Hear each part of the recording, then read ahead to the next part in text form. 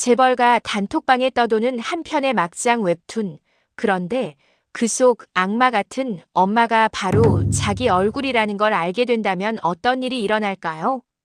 딸의 비밀 웹툰이 운전기사와의 금지된 사랑, 숨겨둔 간이식 비밀까지 그대로 박제하고 있다는 걸 눈치챈 순간 고성희의 눈앞에선 이제 선택이 아니라 처형만 남습니다. 과연 박영나가 웹툰 작가로 뜨느냐 아니면 재벌가 딸로 며느리로 남느냐, 두 개의 운명이 한 화면 안에서 정면으로 충돌하기 시작하는데요. 웹툰을 지우고 남자를 버리면 살려주겠다는 엄마와 차라리 엄마를 팔겠다는 딸의 선언, 이 전쟁의 끝에 남는 사람은 과연 누굴까요? 고성희가 박영나의 웹툰을 알아버린 이 순간, 이제 무너질 차례는 작가 딸일까요? 아니면 평생 모든 걸 설계해 온 재벌 사모일까요? 드라마 화려한 날들 시작합니다. 재벌가 단톡방에 내 인생이 짤로 떠다니기 시작한 순간 고성희는 비로소 뭔가 크게 잘못 돌아가고 있다는 걸 느꼈는데요. 처음에는 그냥 별 의미 없이 눌러본 링크였습니다. 언니 이거 봤어요? 요즘 핫한 막장 웹툰 키읔키읔 완전 현실 고증임. 사모님들 단톡방에 누가 올린 캡처 몇 장이 돌아다니고 있었거든요. 요즘은 다들 드라마보다 웹툰을 더 본다. 재벌가 이야기 너무 적나라하다.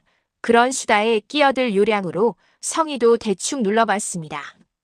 처음 한두 컷은 그냥 웃어 넘겼어요. 재벌 딸이랑 경호원. 또 맨날 나오던 클리셰네. 비슷한 이야기는 많았으니까요. 근데 몇 장면을 더 넘기다가 이상한 데서 손가락이 멈춰버렸습니다. 엄마 캐릭터가 계단 위에서 가족들을 내려다보며 한숨을 쉬는 장면이 있었는데요. 대사 한 줄이 눈에 딱 박혔습니다. 다 너 잘 되라고 하는 거야. 엄마가 여기까지 오는데 포기 안 한 게 어딨는데. 문장을 읽는 순간 성희는 화면을 한참 동안 내려보지도 못하고 있었다고 해요. 입 밖으로 내뱉은 적이 있는 말이었습니다. 딸이 약혼을 미루겠다고 버티던 그날 식탁 앞에서 거의 같은 톤으로 같은 억양으로 했던 말이었거든요. 우연이겠지. 처음엔 그렇게 넘기려 했습니다. 요즘 애들이 부모 잔소리 비슷하게 쓰는 대사들 많으니까 하고요. 그런데 다음 컷에서 엄마 캐릭터가 딸 멱살을 잡고 이런 말을 했습니다. 내가 뭘 안다고. 넌 그냥 내가 하라는 대로 하면 돼. 그 순간 성의 등 뒤로 서늘한 기운이 훅 끼쳐 올라왔는데요. 이건 우연이라고 하기엔 너무 구체적이었어요.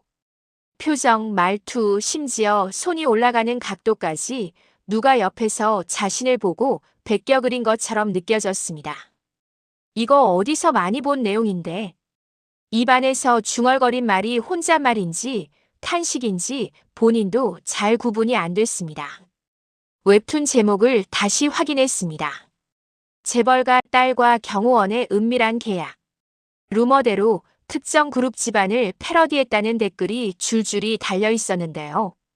이거 모시기 그룹 거시기 건설. 섞어놓은 거다. 이 사모님 캐릭터 완전 누구 닮았다는 말들 사이에서 성희는 자꾸만 혹시 우리 집도 섞여 있는 건가 하는 생각이 고개를 들었습니다.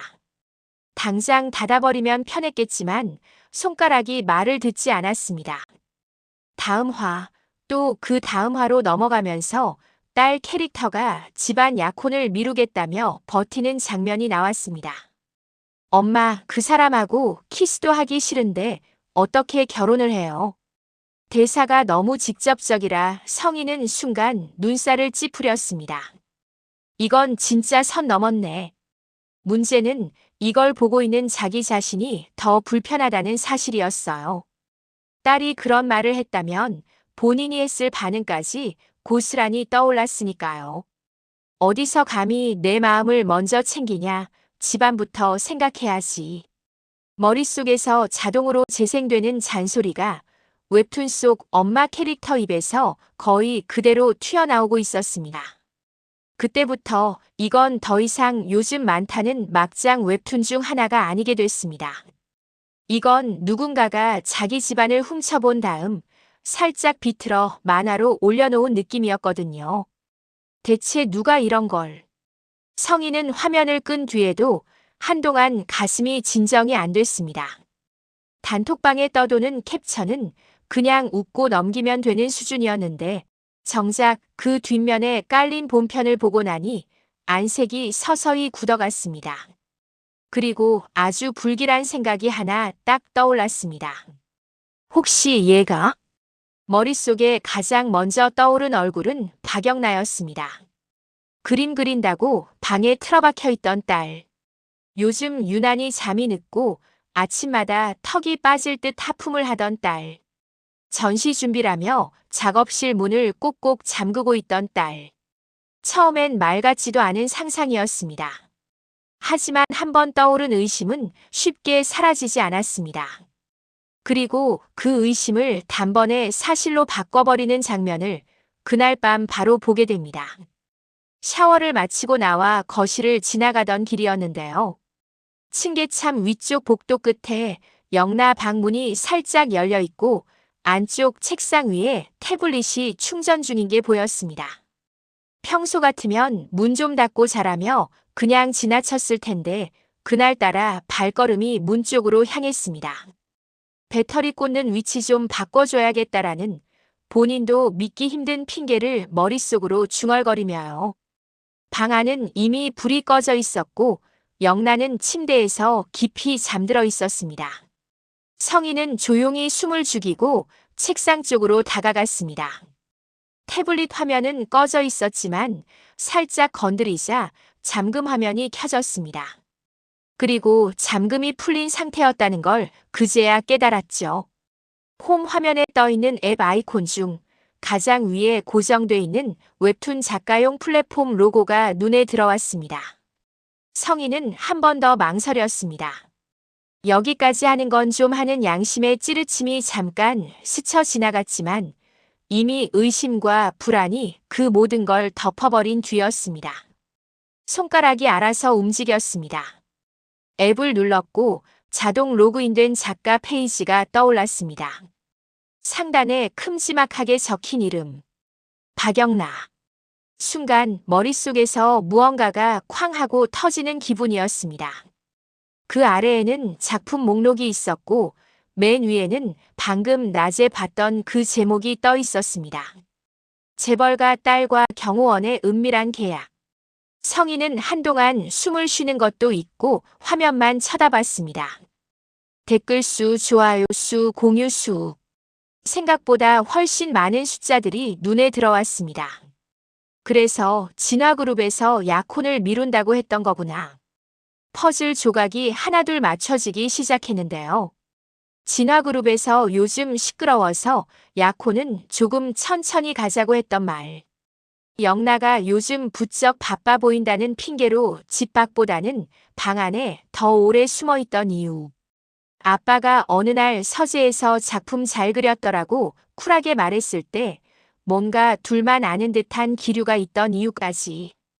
다 알고 있으면서 나만 모르고 있었던 거야. 모욕감과 분노, 배신감이 한꺼번에 올라왔습니다. 딸이 자기를 배신했다는 감정보다 남편과 딸이 자기 몰래 뭔가를 공유하고 있었다는 느낌이 더 불쾌했습니다. 거기에 머릿속 깊은 곳엔 이미 다른 변수들도 자리 잡고 있었죠. 유라 아니 지은호. 부산에서 잃어버렸다고 말만 해놓고 실제로는 입양 보내고 그 아이간을 다시 데려오려 했던 과거. 한우진의 병실 앞에서 떨리는 손으로 동의서에 사인하려던 자신. 그리고 그 과정에서 에델 보육원이고 DNA 검사고 온갖 걸 건드리며 이를 키워왔다는 사실. 유라 간이식 문제도 운전기사랑 썸도 이 재벌가 폭로 웹툰도 다 한 애한테서 터져 나온 거네. 성인은 서서히 결론을 내렸습니다. 이건 그냥 고분고분하지 않은 딸의 반항이 아니었습니다. 이건 자기 인생 밑바닥에 깔려있던 비밀들까지 한꺼번에 뒤집어 엎을 수 있는 폭탄이었습니다. 얘를 통제 못하면 내가 무너진다. 이제는 훈계로 될 단계가 아니라는 걸 본능적으로 깨닫고 있었습니다. 다음 날 성희는 아무렇지 않은 척 하루를 시작했습니다. 아침 식탁에 앉아 가족들에게 평소처럼 미소를 지었고 박진석에게는 회사 이야기 몇 마디를 건네며 자연스럽게 공기를 탔습니다. 하지만 머릿속은 계속 하나의 문장만 되뇌고 있었어요. 작가를 하든가 딸을 하든가. 둘 중 하나만 해. 점심 무렵 영나가 외출 준비를 하며 거실로 내려왔을 때였습니다. 성희는 일부러 밝은 목소리로 불렀습니다. 영나야, 잠깐만 엄마 방으로 올라올래? 톤이 평소와 크게 다르지 않았기 때문에 영나는 그냥 무심코 고개를 끄덕였습니다. 왜요? 그냥. 엄마가 할 말 좀 있어서. 방문이 닫히고 두 사람만 남았을 때 성희는 미리 준비해둔 태블릿을 책상 위에 꺼내놨습니다. 이거 내 방에서 충전 중이던 거야. 영나의 표정이 단번에 굳었습니다. 숨을 고르기도 전에 태블릿 화면이 켜지며 작가 페이지가 떠올랐습니다. 상단에는 박영나라는 이름, 그 아래에는 문제의 웹툰 제목이 선명했습니다. 잠깐의 정적 뒤에 성희가 먼저 입을 열었습니다. 그래, 인정한다. 잘 그렸네. 목소리는 의외로 부드러웠습니다. 하지만 그 안에 깔린 온도는 전혀 따뜻하지 않았어요. 근데 이거 우리 집이잖아. 그 한 문장에서 영나는 자신이 이제 되돌릴 수 없는 선을 넘었다는 걸 직감했습니다. 성희는 천천히 하지만 단호하게 말을 이었습니다. 작가를 하든가 딸을 하든가. 둘 중 하나만 해, 이제. 그 말이 방 안 공기를 가르는 순간 이 집안의 전쟁이 본격적으로 다른 국면으로 접어들고 있었습니다. 고성희의 말이 방 안을 쓸고 지나갔을 때 박영란은 그게 협상도 투정도 아니라는 걸 바로 알아들었는데요. 작가를 하든가 딸을 하든가. 둘 중 하나만 해. 입이 바짝 말라서 변명조차 안 나왔습니다. 그래도 뭔가 말을 해야 할 것 같아서 본능적으로 손부터 내저었어요. 엄마, 이건 그냥 상상력이에요. 우리 집 그대로가 아니고요. 사람들이 좋아하는 클리셰 있잖아요. 재벌딸, 경호원, 그런 종류의. 성희가 그 말을 단칼에 잘랐습니다. 상상력이 이렇게 정확하면 그건 상상력이 아니라 고발이야. 태블릿 화면을 손가락으로 톡톡 치면서 아주 차분한 목소리로 말했는데요. 차분해서 더 무서웠습니다. 사모님들 단톡방에 이거 캡처 돌아다니는 거 알아? 이거 모그룹 집안 아니냐? 누구네 집안이냐 난리야. 재벌딸 약혼 깨기 직전 운전기사 사모님. 이 정도면 이름만 안 썼지 다 알아듣겠다. 영나는 심장이 내려앉는 느낌이었어요. 반응이 좋다. 재벌가 현실 고증이라는 댓글이 재밌다고만 생각했지. 그게 실제 재벌 사모님들 단톡방에 올라가 있을 거라고는 상상도 못했거든요. 성희는 비웃음도 아니고 미소도 아닌 어딘가 애매한 표정을 지었습니다. 그래, 인정해. 잘 그렸네. 엄마도 처음엔 남 얘기인 줄 알고 봤거든. 근데 보다 보니까 계단 위에서 사람 내려다보는 엄마가 여기까지 오는데 포기 안 한 게 어딨는데 이 대사. 딱 한 사람밖에 생각이 안 나더라. 그 한 사람은 말할 것도 없이 자기 자신이었죠. 영나가 조심스레 엄마 그게 아니라 하고 입을 떼려는 순간 성희가 손을 들어 말을 끊었습니다. 좋아. 변명은 나중에 듣고 일단 거래부터 하자. 그 말투는 완전히 사업 모드였습니다. 딸과 이야기하는 엄마가 아니라 문제 일으킨 협력사 상대하는 회장 부인 같았어요. 연재를 당장 중단해. 첫 문장은 너무 간단해서 오히려 더 무겁게 들렸습니다. 그리고 이지환. 그 사람이랑도 이제 선 그어. 딱 기사와 이사님 사이로만 그것도 잠깐. 집 밖에서도 집 안에서도 더 이상 사적인 감정 개입 안 되는 걸로.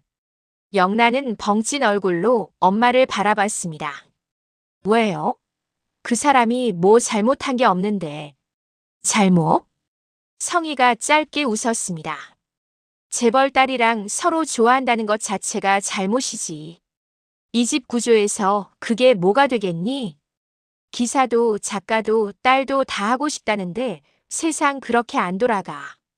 그리고 본격적으로 협박이 깔리기 시작했습니다. 웹툰은 내가 마음만 먹으면 그 회사에 얼마든지 압력 넣을 수 있어. 웹툰 회사에 압력이라는 말 때문에 영란은 얼굴이 하얗게 질렸습니다. 너 계약한 플랫폼, 우리 회사랑 진화 쪽에서 광고 돌리는 곳이야. 투자한 재벌가들, 광고주들, 이런 콘텐츠에 민감할 수밖에 없거든. 실제 재벌가 패러디 같아서 이미지에 안 좋다. 이 말 한 줄만 돌면 편집부 힘으론 못 지킨다. 성희는 손가락으로 태블릿 화면을 위아래로 넘기며 계속 말했어요. 댓글이 아무리 좋아도 광고주 한 군데에서 불편하다 하면 연재 중단 충분히 가능해. 작가님 실력이 아까워도 플랫폼은 자기 몸부터 지킬 수밖에 없으니까. 말하자면 내가 계속하면 나는 그 채널을 직접 흔들겠다는 뜻이었죠. 그리고 이지환 기사. 이지환 이름이 나오는 순간 영나 심장이 한 번 더 내려앉았습니다. 이 사람 여기 아니면 갈 데 많을 것 같아. 성의 목소리가 살짝 낮아졌습니다. 재벌가 기사라는 자리 아무한테나 안 준다. 한번 집안 딸이랑 문제 있었던 기사라는 꼬리표 붙으면 다른 집에서 데려가려고 할까? 내가 직접 나서서 헐뜯을 필요도 없어. 그냥 인사팀 회의 자리에서 조금 문제 있었다 한마디만 던지면 이 바닥에선 알아서 소문 돌아. 그 말의 무게를 영란은 누구보다 잘 알고 있었어요. 그걸로 끝이 아니야. 이지환의 형, 이지혁의 회사 AP. 이번에는 회사 이름까지 정확히 짚었습니다. 요즘 우리 회사랑 진화 쪽이랑 많은 프로젝트들을 진행 중이던데.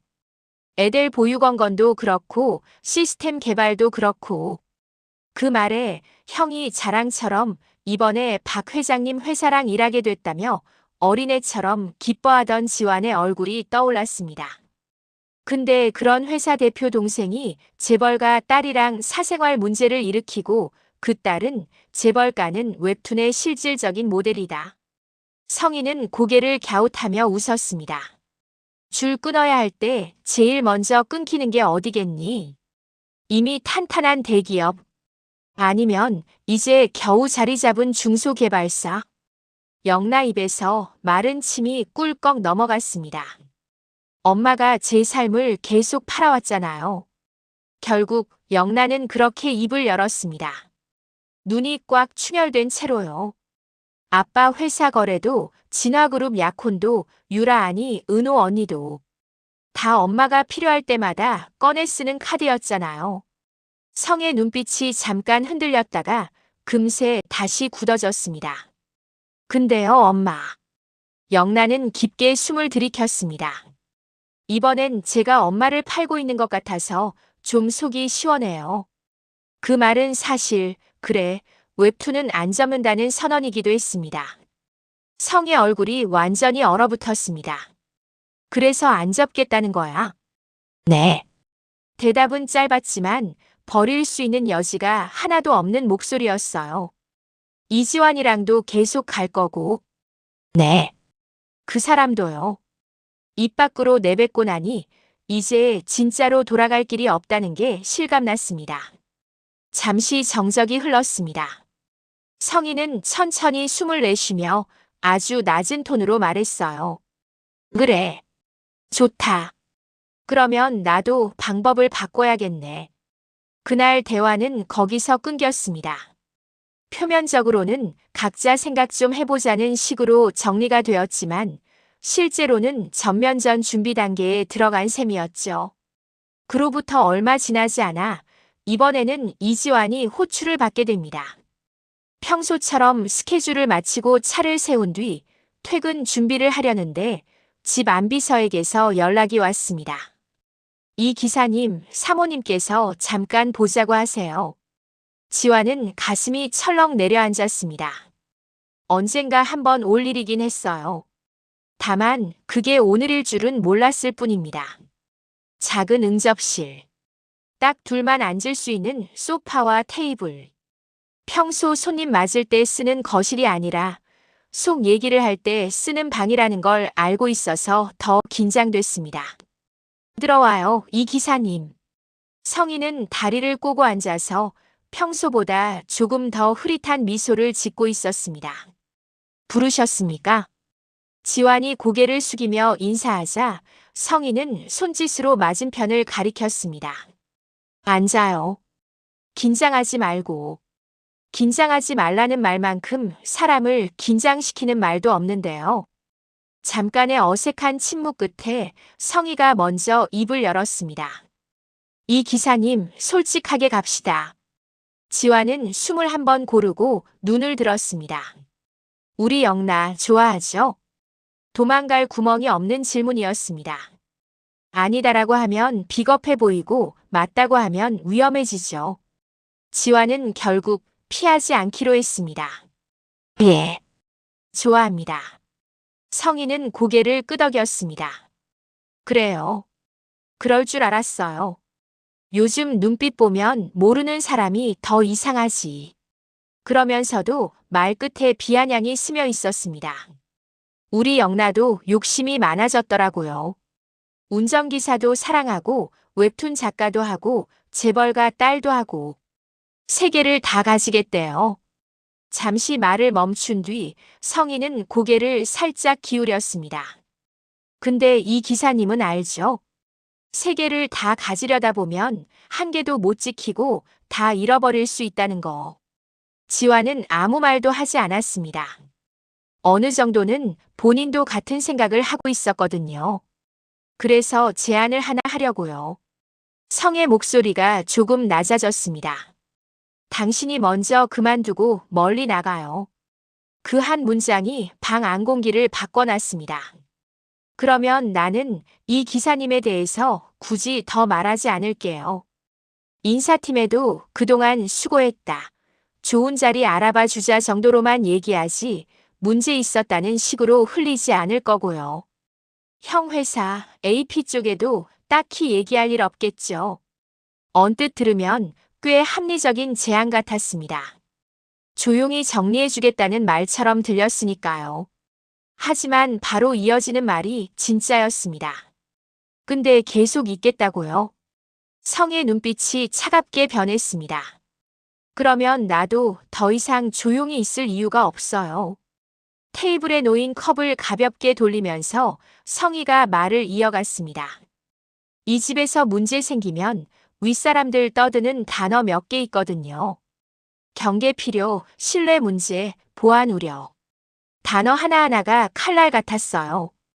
그 말들 인사팀 회의에서 한번 나오면 더 설명할 필요가 없어요. 보안 문제 있는 기사, 집안 딸하고 얽힌 기사. 이런 사람 누가 계속 쓰고 싶겠어요. 지환은 숨을 삼켰습니다. AP도 마찬가지예요. 이름이 나오는 순간 가슴이 쿵 내려앉았습니다.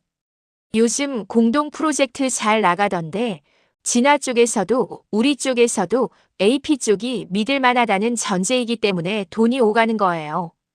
근데 그 대표 동생이 재벌가 딸이랑 연애 소문 돌아다니고 그 딸이 또 재벌 저격 웹툰 실질 모델이다. 이러면 투자자들 눈에는 어떻게 보일까요? 성희가 피식 웃었습니다. 내가 직접 거기랑 거래 끊자고 말 안 해도 몇 군데 회의에서 요즘 그 집안 이슈 많다는 말만 던져도 제일 먼저 조심하는 쪽이 어디겠어요? 대기업? 아니라니까요. 지환 머릿속에는 형이 떠올랐습니다. 우리가 이런 데랑도 일하게 됐다. 이제 좀 숨통 트이겠지. 형의 웃음, 엄마의 안도, 아빠의 장난기 섞인 농담들이 한꺼번에 머릿속을 스쳐갔습니다. 나 때문에 또 우리 집이 흔들리면 어떡하지? 그 생각이 목을 조여왔어요. 성인은 그 표정을 확인하듯이 조용히 한 문장을 덧붙였습니다. 당신 하나 나가면 나는 거기까지만 할게요. 그 말은 곧 내가 여기서 빠져나가면 형 회사까지 굳이 건드리진 않겠다는 뜻이었죠. 사직서 쓰는데 하루면 충분하죠. 성인은 그 정도 선에서 대화를 마무리했습니다. 내일까지 생각해보고 대답 주세요. 이 기사님. 지화는 아무 말도 하지 못한 채 천천히 고개만 숙였습니다. 그날 밤 지화는 프린터 앞에서 한참을 서성이다가 결국 사직서 양식을 뽑았습니다. A사 용지 한 장이 유난히 무겁게 느껴졌어요. 사직서. 굵은 글씨가 상단에 떠 있는 걸 보자 숨이 턱 막혔습니다. 이름 이지환. 사유 개인 사정으로 인한 퇴사. 짧은 줄을 적으면서도 손가락이 자꾸 굳었습니다. 종이를 반으로 접었다 폈다가 다시 접었다 폈다가 그 동작만 수십 번을 반복했습니다. 내가 나가면 형 회사는 지킬 수 있을까? 내가 안 나가면 형 회사까지 같이 얻어맞을까? 양쪽 저울이 계속 흔들렸습니다. 그때 뒤에서 발소리가 들려왔습니다. 이 기사님. 윤세린이었습니다. 지화는 반사적으로 종이를 등 뒤로 숨겼지만 프린터 위에 남아있는 문서를 보고 세린 표정이 단번에 굳었습니다. 이거 사직서예요. 아직 낸 건 아니고요. 뻔한 말이었지만 지금 상황에선 그것밖에 할 수 없었습니다. 세린은 한숨을 깊게 내쉬더니 조금 떨리는 목소리로 말했어요. 진짜 여기까지 갈 줄은 저도 몰랐는데요. 그 말에는 여러 겹의 감정이 섞여 있었습니다. 처음 이 집에 들어올 때 고성이에게서 받았던 카톡들이 떠올랐습니다. 세린 씨, 이 기사님이랑 친해져 주세요. 밥도 좀 같이 먹고 말도 자주 걸고. 요즘 젊은 사람들은 금방 친해지잖아요. 대신 우리 애랑은 좀 멀어지게 해야지. 처음엔 그냥 역시 재벌가네. 저런 일도 다 부탁하는구나 정도로 생각하고 넘겼습니다. 자기가 하는 역할을 그냥 분위기 메이커라고 포장했어요. 기사랑 비서, 대충 농담 몇 개 섞어가면서 친해지는 것 정도로만. 근데 사직서까지 나왔다는 건 이게 단순한 썸 흔들기가 아니라 인생 잘라내기 단계에 들어갔다는 뜻이었죠. 그날 밤 집에 돌아간 뒤 세리는 혼자 앉아서 폰 속 카톡과 녹음 파일들을 하나씩 다시 들었습니다. 이 기사님이랑 친해져라. 적당히 흔들어 달라. 너무 티 나게만 하지 말고 대신 확실하게. 문장을 읽으면 읽을수록 자기가 어디까지 가담했는지가 선명하게 그려졌습니다. 이건 좀 선 넘었다. 결국 세리는 서랍 깊숙이 넣어두었던 조그만 USB를 꺼냈습니다. 다음 날 회사에 일찍 와서 고성희와 주고받은 메시지들, 통화 녹음, 인사이동 압박 정황이 담긴 음성 파일을 모두 그 안에 옮겼습니다. 그리고 퇴근 직전 용기를 내서 영란을 찾아갔어요. 이사님, 잠깐 시간 되세요? 조용한 회의실 안. 문을 닫자마자 세리는 바로 USB를 꺼내 책상에 올려놓았습니다. 이게 뭐예요? 제가 이 회사 들어와서부터 뭘 했는지에 대한 기록이에요. 세리는 솔직하게 털어놓기 시작했습니다. 이 기사님한테 일부러 말 걸고 커피 사고 야근 같이 하자고 하고 다 사모님 지시받고 한 거예요. 그냥 다들 그러는 줄 알았는데 이제 보니까 아니더라고요. 말하면서 눈가가 살짝 붉어졌습니다. 저 더는 여기 끼어들고 싶지 않아요. 그래서 이건 이사님이 들고 계시는 게 맞는 것 같아서요. 언젠가 필요할 수도 있을 것 같고. 영란은 USB를 한동안 바라보다가 조심스럽게 손을 뻗어 쥐었습니다. 묵직했습니다. 단순한 저장 장치가 아니라 엄마의 지시를 증명할 수 있는 증거라는 무게까지 같이 담겨 있었으니까요. 세린 씨. 영란은 천천히 입을 열었습니다. 고맙다는 말 나중에 꼭 제대로 할게요. 지금은 너무 머리가 복잡해서 이걸 어디까지 써야 할지, 어디에 들이밀어야 할지조차 감이 안 잡혔지만 한 가지는 분명했습니다. 이제 엄마를 상대로 맨몸으로만 싸우는 건 아니라는 것. 며칠 뒤 거실에서 TV가 희미하게 켜져 있던 밤, 고성의 휴대폰이 울렸습니다. 병원 이름이 화면에 떴고 고성이의 얼굴이 순식간에 굳어버렸어요. 그녀는 조용히 전화를 들고 자리에서 일어나 복도로 나갔습니다. 왠지 싸한 느낌이 강하게 왔습니다. 우진이에게 뭔 일이 있구나. 담당 의사의 목소리는 두려움과 다급함이 섞여 있었습니다. 한우진 환자의 상태가 급격하게 나빠지고 있습니다. 그 한마디에 공기가 뚝 끊긴 것처럼 느껴졌습니다. 의사는 이제 정말 시간 문제라고 떨리는 목소리로 얘기했습니다. 그날 밤 성희는 혼자 침대에 앉아 한참을 멍하니 천장을 보고 있었습니다. 웹툰, 기사, AP, 진화투자. 머릿속에서 굴러가던 단어들이 순식간에 하나로 모였습니다. 한우진. 딸의 웹툰과 남자 문제를 하나씩 정리해 가겠다고 마음먹었는데 막상 눈앞에 놓인 건 아들을 살릴 수 있느냐 아니냐의 문제였습니다. 새벽 몇개야 성희는 조용히 결론을 내렸습니다. 그래, 좋아. 웹툰도 남자도 당장은 내가 양보해 줄게. 대신 그 애들을 이용해서라도 우진이 간을 구해와야겠다. 다음 날 성희는 일부러 영나와 이지환이 같이 있는 타이밍을 골랐습니다. 집 앞에 차를 세우고 영나가 내릴 때까지 기다렸다가 두 사람을 동시에 불러 세웠어요. 잠깐 둘 다 안으로 들어와. 응접실에 마주 앉은 세 사람. 공기는 이미 불길했습니다. 성희는 예상과 달리 꽤 담담한 목소리로 말을 꺼냈습니다. 좋은 소식은 아니야. 그리고 한우진 상태가 급격히 나빠졌다는 소식을 있는 그대로 전했습니다. 의사 말로는 이제 더 미루기 힘들다고 하더라. 간 이식 진짜로 결정해야 한대.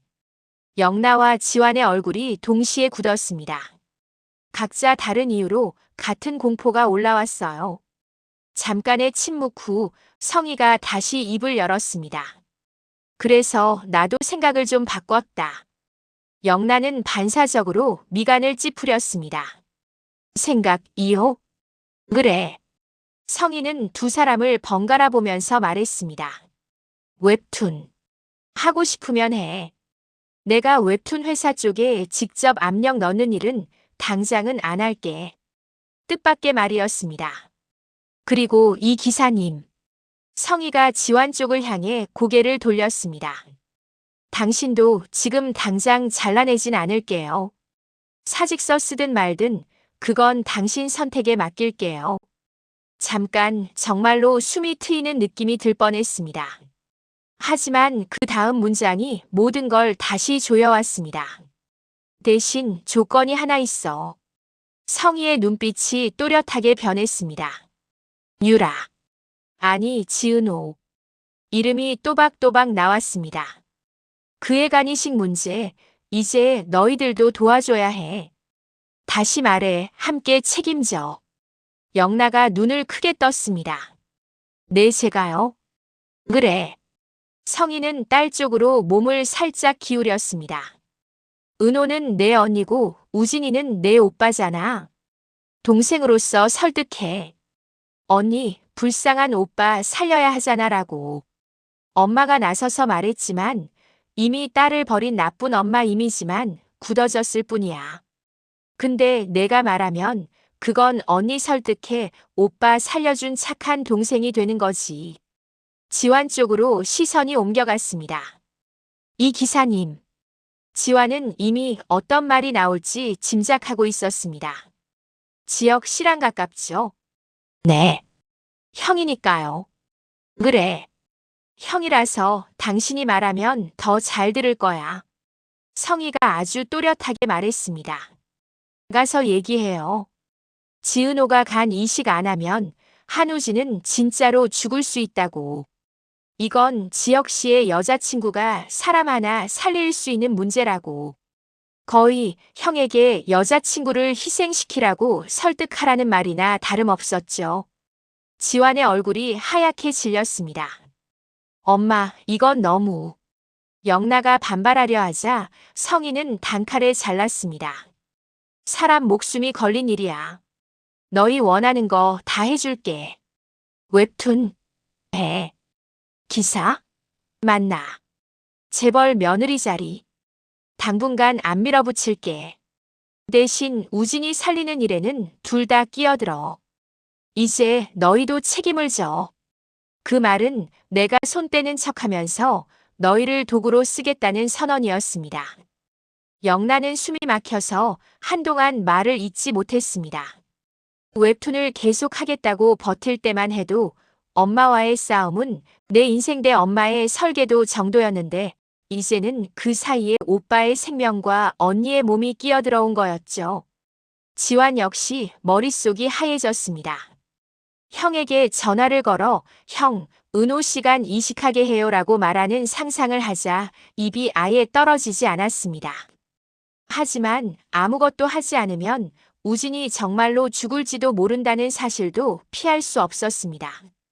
고성희는 둘의 표정을 충분히 확인한 뒤에야 자리에서 일어났습니다.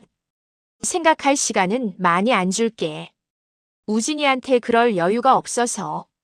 그 말을 남기고 방을 나가는 순간 응접실에 남은 두 사람은 한동안 아무 말도 하지 못했습니다. 그날 밤 병원 복도에는 형광등 불빛이 유난히 차갑게 느껴졌습니다. 우진이 누워있는 중환자실 앞. 유리문 너머로 보이는 기계들, 빠르게 움직이는 의료진들. 영란은 핸드폰을 쥔 손에 계속 힘이 들어갔습니다. 메시지 창에는 수십 번은 썼다가 지운 문장이 남아 있었어요. 언니, 나 할 말 있어. 그 한 줄을 보낼까 말까 커서를 깜빡이는 채로 한참을 바라봤습니다. 내가 이 말을 꺼내는 순간 언니 인생이 다른 방향으로 꺾일지도 몰라. 그 생각이 손가락을 붙잡았습니다. 한편 복도 다른 쪽 끝에서는 이지환도 핸드폰을 들고 지역 연락처를 바라보고 있었습니다. 형, 급하게 할 얘기가 있어요. 그 말을 입 밖으로 꺼낼 수 있을지 자기 자신도 확신이 없었어요. 결국 그날 영란은 메시지를 보내지 못했습니다. 손가락이 전송 버튼 위에서 끝내 내려오지 않았거든요. 화면을 끄기 직전 다시 한번 문장을 읽었습니다. 언니, 나 할 말 있어. 이 한 문장이 언젠가 보내져야만 모든 것이 움직이기 시작할 거라는 걸 알면서도 그 순간만큼은 그 문장조차 너무 잔인하게 느껴졌습니다. 병원 복도에 영나 혼자 서 있었고 그 뒤에서 보이지 않는 전쟁의 다음 장이 조용히 준비되고 있었습니다. 한우진 상태가 나빠졌다는 말을 들은 날 밤 병원 복도에서 박영란은 꽤 오랜 시간 혼자 서 있었는데요. 문자창에 떠있는 한 줄이 자꾸 눈에 밟혔습니다. 언니, 나 할 말 있어. 전송 버튼 위에서 손가락이 몇 번이나 떨렸습니다. 이걸 보내는 순간 지은호 인생이 또 한 번 뒤집힐 수 있다는 걸 영란은 알고 있었거든요. 잠깐 이식 얘기를 입에 올리는 것만으로도 지은호에게는 다시는 돌아가고 싶지 않은 기억들이 같이 따라올 것 같았습니다. 언니, 나 할 말 있어. 이 한 문장에 그 모든 게 들어있었어요. 결국 그날 메시지는 보내지지 않았습니다. 화면은 꺼졌고 영란은 부서진 사람처럼 복도 벤치에 주저앉았습니다. 한편 같은 시간 다른 쪽 복도에서 이지환도 비슷한 싸움을 하고 있었는데요. 핸드폰 화면에는 형이라는 이름이 떠 있었습니다. 형 한우진, 형나. 몇 번이나 새 문장을 찍었다 지웠다가 결국 아무것도 보내지 못했습니다. 형한테 내 여자친구간을 내놓으라는 말이나 다름없는데 내 입으로 그 말을 어떻게 해? 입 밖으로 나온 독백이 스스로에게 더 잔인하게 들렸습니다. 지혁이 에델 보육원 아이들을 안고 웃던 얼굴, 지은호를 바라보며 이제 좀 행복해져도 되지 않겠냐고 말하던 표정이 머릿속에 연달아 떠올랐습니다. 내가 엄마 시키는 대로 움직이면 형이랑 은호는 평생 나를 못 볼 거고, 아무것도 안 하면 우진이는. 생각이 그 지점에서 멈출 때마다 숨이 막히는 것 같았어요. 병원에서 돌아온 뒤 두 사람은 약속이라도 한 듯 집 앞에서 마주쳤습니다. 밤 공기가 차가웠는데 둘 다 얼굴이 더 하얗게 질려 있었습니다. 전화했어. 먼저 입을 뗀 건 지환이었습니다. 아니요. 영나가 고개를 저었습니다. 문자도요. 손에 쥔 핸드폰을 가볍게 흔들며 얘기했습니다. 언니한테 그렇게 말하는 건 제가 사람이 아닌 것 같아서요. 지환은 아무 말 없이 잠깐 눈을 감았다 뜨더니 피식 웃었습니다. 나도 형한테 못했어. 입이 안 떨어지더라고. 둘 다 똑같은 지점에서 멈춰 있었다는 걸 깨닫는 순간 묘하게 안도감 같은 게 조금 스쳤습니다.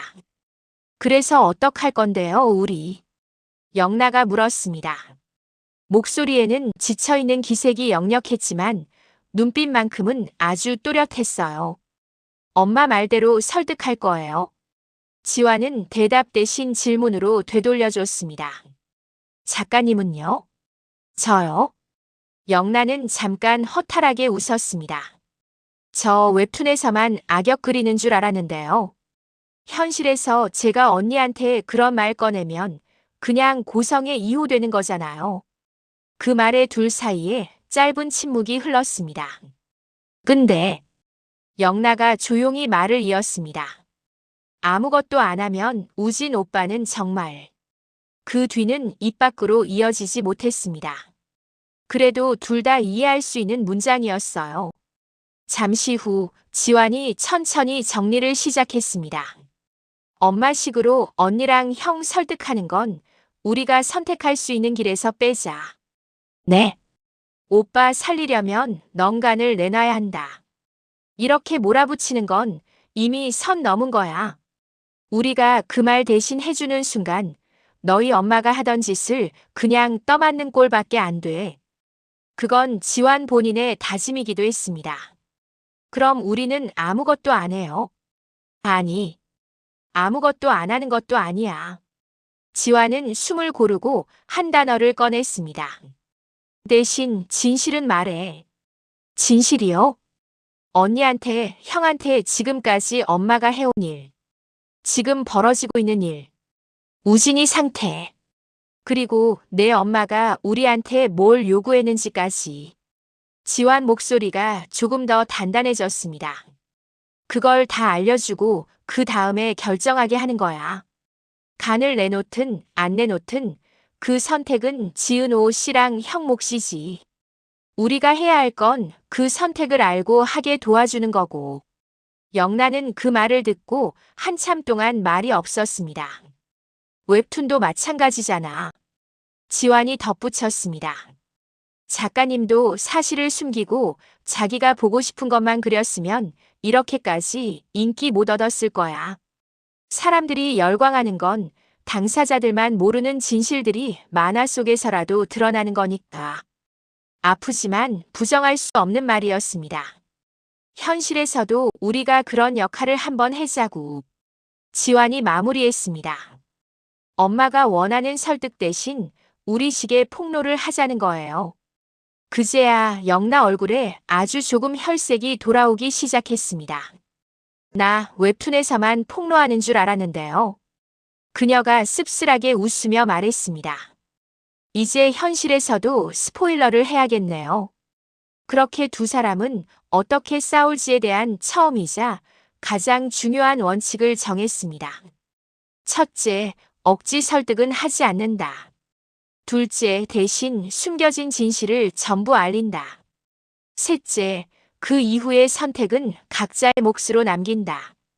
다음 날 영나는 USB를 책상 서랍에서 다시 꺼냈습니다. 윤세린이 건네준 작은 기계 하나가 이제는 훨씬 더 크게 느껴졌습니다. 고성희의 지시 음성, 카톡 캡처, 인사이동 압박 녹음. 컴퓨터에 꽂아 파일 목록을 한 번 더 확인했습니다. 스크롤을 내릴수록 숨이 가빠졌습니다. 이걸 지환 오빠, 은호 언니에게까지 보여줘야 할까? 아니면 이건 나중에 엄마 막다른 골목으로 몰아붙일 때 쓰는 카드로 남겨둬야 할까? 머릿속에서 수십 개의 시나리오가 동시에 돌았습니다. 그러다 한 지점에서 멈췄어요. 일단 엄마부터 다시 만나자. 그날 오후 영란은 일부러 거실이 아니라 서재로 성희를 찾아갔습니다. 엄마, 잠깐 시간 돼요? 서류를 넘기던 성희가 고개를 들었습니다. 왜? 영란은 서재 문을 살짝 닫고 책상 맞은편 의자에 앉았습니다. 어제 말한 그 조건이요. 조건? 웹툰 계속하는 대신 언니랑 형 설득해서 우진 오빠 간이식 도와달라는 거요. 성의 눈빛이 아주 미세하게 반짝였습니다. 그래. 생각해봤어? 네. 영란은 숨을 깊게 들이켰습니다. 결론부터 말할게요. 엄마 방식대로는 안 할 거예요.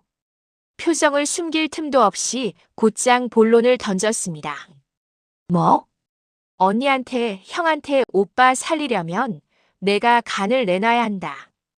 이런 식으로 강요하는 말은 저도 이 기사님도 못하겠어요. 성희 입가가 살짝 굳었습니다.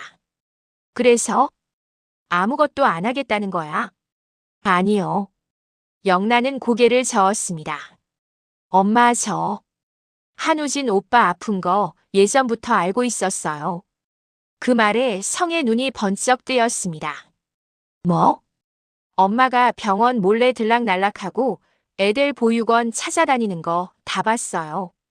그리고 언니 간이식 얘기도 들었고요. 영란은 일부러 유라라는 이름 대신 언니와 은호를 섞어 썼습니다. 엄마가 아빠한테 우진 오빠 아픈 거 숨기는 것도 알고 있어요. 서재 공기가 갑자기 무겁게 가라앉았습니다. 영란은 그 틈을 파고들었습니다. 그러니까 엄마가 뭐가 제일 무서운지도 알아요. 내가 뭐가 무섭다는 건데. 성희가 낮게 물었습니다. 아빠가 아는 거요. 대답은 아주 간단했습니다. 아빠가 우진 오빠 병원에 누워있는 거 아는 거. 은호 언니가 사실 유라라는 거 아는 거. 엄마가 애들 보육원에 뭐하러 다녔는지 아는 거. 한 문장, 한 문장 꺼낼 때마다 성희 얼굴이 한 톤씩 더 창백해졌습니다. 영란은 그 표정을 보면서도 눈을 피하지 않았습니다. 엄마는 지금 저랑 이 기사님을 이용해서 은호 언니랑 지역 오빠를 움직이려고 하잖아요. 근데요, 그 전에 저도 조건 하나 걸래요. 조건?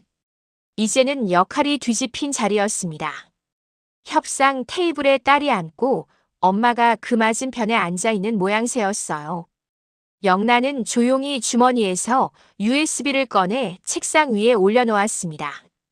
엄마가 저한테 던졌던 조건들처럼 예쁘게 포장되진 않았지만요. 성의 눈이 USB를 향했습니다. 표정이 굳어갔습니다. 이게 뭐야?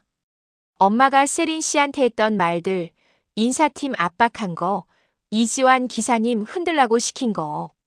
그런 게 들어있어요. 영란은 최대한 평온한 목소리로 설명했습니다.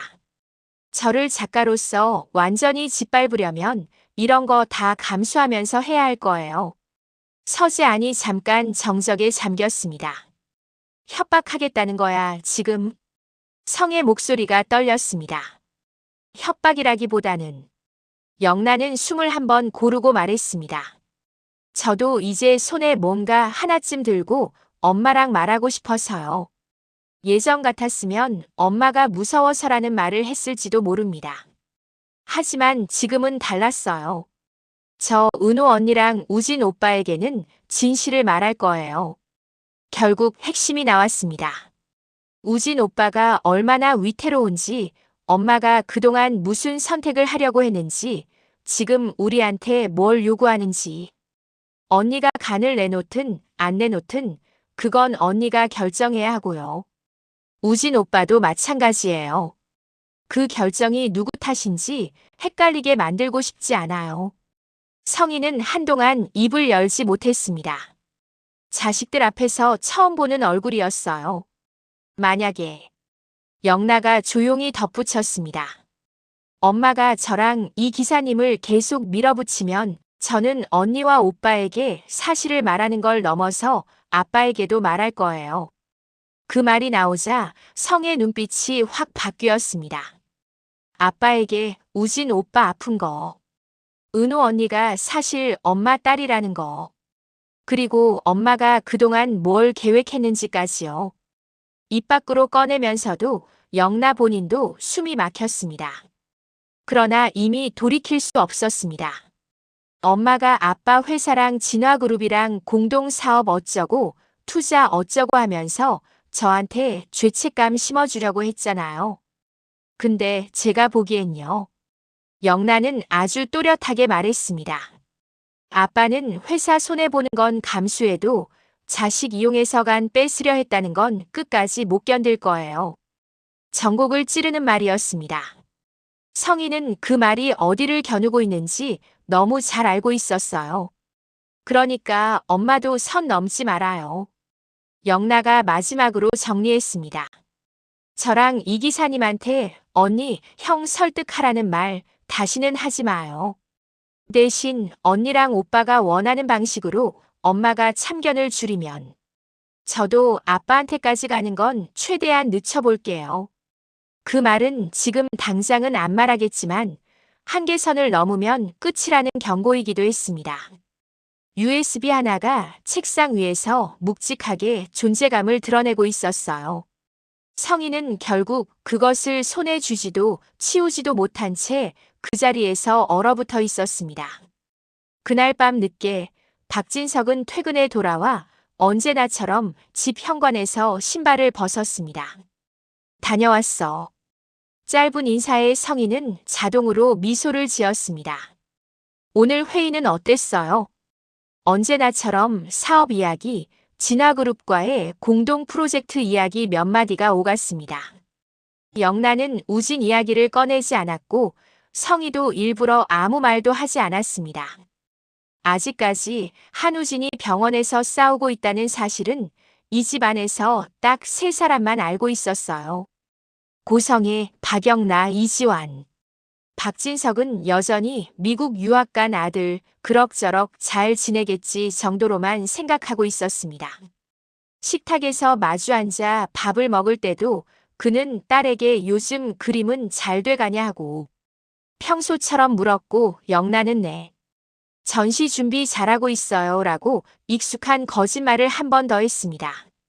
속으로는 아빠한테 모든 걸 말해버릴까 하는 생각이 목구멍 위까지 치고 올라왔다가 다시 삼켜졌습니다. 지금 말해버리면 엄마가 완전히 무너질 수도 있다. 근데 아직 그 카드를 써야 할 타이밍은 아니다. 영나는 자기 안에서도 선을 그었습니다. 아빠에게 진실을 들고 가는 건 모든 게 더 이상 버틸 수 없을 때 쓰는 마지막 장치로 남겨두기로요. 대신 지금 당장 움직여야 할 방향이 하나 더 분명해졌습니다. 지은호와 이지혁. 언니 오빠한테 우리가 먼저 가자. 집으로 돌아와 방문을 닫은 뒤 영나는 핸드폰을 꺼냈습니다. 은호 언니, 나 영나예요. 이번 주에 얼굴 좀 보면 안 될까? 이번에는 문장 끝에 마침표 대신 물음표를 붙였습니다. 할 말 있다로 시작하는 문장은 너무 무거웠고 얼굴 좀 보자는 말 속에는 여전히 선택권이 남아 있었으니까요. 보낼까 말까 잠깐 망설이다가 이번에는 손가락이 전송 버튼을 정확히 눌렀습니다. 메시지는 전송 완료로 바뀌었습니다. 그 순간 뭔가 하나가 조용히 움직이기 시작했습니다. 진실을 향해 가는 작은 메시지 하나가 이 집안에 깔린 모든 비밀의 문을 언젠가 열어젖힐지도 모른다는 예감과 함께요. 그리고 그 모든 과정에서 여전히 박진석은 아무것도 모른 채 서재에서 서류를 넘기고 있었습니다. 딸이 그린 웹툰이 어디까지 현실을 파고들었는지 아들이 어떤 병실에서 어떤 시간을 버티고 있는지, 아내와 딸 탄기사와 한 여자가 어떤 거래와 어떤 약속을 주고받고 있는지, 아직은 그 누구도 박진석에게 그 이야기를 꺼내지 않았습니다. 하지만 분명해진 게 하나 있었는데요. 박영란은 이제 엄마가 써온 막장 각본 속에서 움직이는 조연이 아니라 자신이 알고 있는 진실을 어떻게 쓸지 스스로 선택하는 작가이자 목격자가 되어가고 있다는 것. 그리고 그 선택이 언젠가는 이 집안의 가장 큰 비밀까지 당겨 올릴지도 모른다는 것. 그게 이번 화가 남긴 가장 조용하지만 가장 위험한 결론이었습니다.